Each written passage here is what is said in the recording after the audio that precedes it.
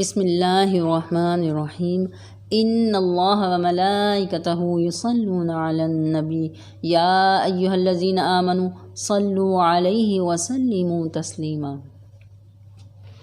صلی اللہ تعالی علی حبیبہ محمد وآلہ وسلم۔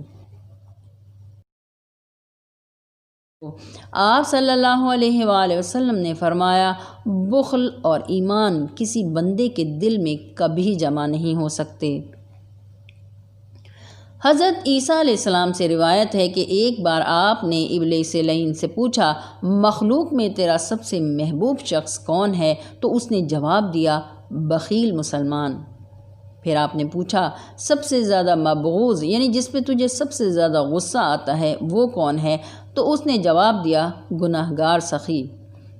حضرت عیسیٰ علیہ السلام نے وجہ پوچھی تو اس نے جواب دیا کہ بخیل مسلمان سے مجھے توقع رہتی ہے کہ اس کا بخل اس کو ایک نہ ایک دن مصیبت میں ڈال دے گا، اور گناہگار سخی سے مجھے اندیشہ رہتا ہے کہ اس کی سخاوت کی بدولت اس کے گناہ مٹ جائیں گے۔